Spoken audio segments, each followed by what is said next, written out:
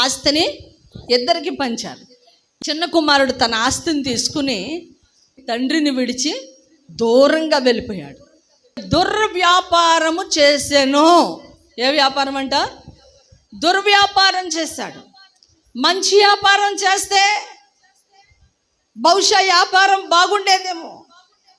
ఒకవేళ బ్యాందీ వ్యాపారం చేశాడేమో, పొగాకు పంపిణీ కంపెనీ పెట్టాడేమో, గంజాయి వ్యాపారం చేశాడేమో, డ్రగ్స్ అమ్మాడు. ఇవే కదా దుర్వ్యాపారాలు అంటే. రెండవది ఇంకో వ్యాపారం ఏంటంటే, దుర్వ్యాపారం అంటే సగానికి సగం లాభం కోరుకునేది. 100 రూపాయలు పెట్టుబడి పెడితే 1000 రూపాయలు రావాలి అనుకునేటువంటి దుర్వ్యాపారం అయి ఉండొచ్చు. ఏ వ్యాపారం చేశాడో తను అక్కడ రాయబడి ఉంది, దుర్వ్యాపారము. దుర్వ్యాపారం చేసి తన ఆస్తినంతా కూడా తను పాడు చేసేసాడండి.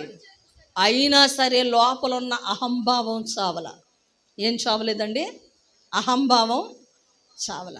ఆస్తి అంతా పోయినప్పుడు ఎవరు గుర్తు రావాలి? తండ్రి గుర్తు రావాలి కదా. గుర్తురాలా. ఆస్తి అంతా పోయినా మరలా ఏదో రకంగా సంపాదిద్దాము అని ఆ ఊరిలో ఒక పందులు అధికారి దగ్గర పని కుదిరాడంటండి.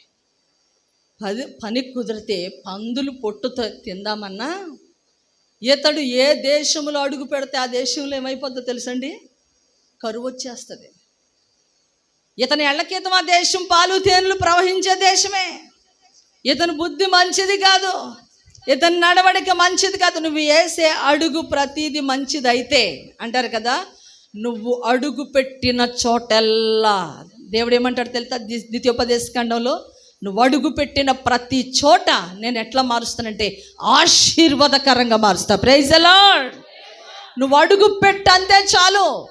అది ఐగుప్తి అయినా ఆశీర్వాదకరంగా మారుస్తా, అరణ్యమైన ఆశీర్వాదకరంగా మారుస్తా. ప్రియదేవుని బిడ్డలారా, ప్రభు ఇవ్వంది 1,00,000 రూపాయలైనా అది వేస్ట్ అండి.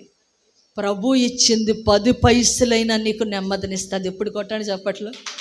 హల్లెలూయా. ప్రభు ఇవ్వని 1,00,000 రూపాయలతో నువ్వు సంతోషించలేవు. ప్రభు ఇచ్చిన 10 పైసలతో నువ్వు నెమ్మదిగా బ్రతకగలవు. మీరు ఒక మాట చెప్పగలుగుతారా? మీరు ఒక మాట అనగలుగుతారా? నాకు యేసయ్య ఉన్నాడండి, నేను డబ్బు లేకపోయినా బతకగలుగుతానంటారా? Praise the lord. యేసయ్య నీ హృదయంలో ఉంటే నువ్వు దేన్ని ప్రేమించలేవు, దేని మీద నీ దృష్టి ఉండదు. నువ్వు నీ మనస్సు నిండా ప్రభు ప్రేమతో నింపబడ్డావు కాబట్టి నువ్వు అడుగు పెట్టిన స్థలం ఆశీర్వాదకరం మారుతుంది. Praise the lord.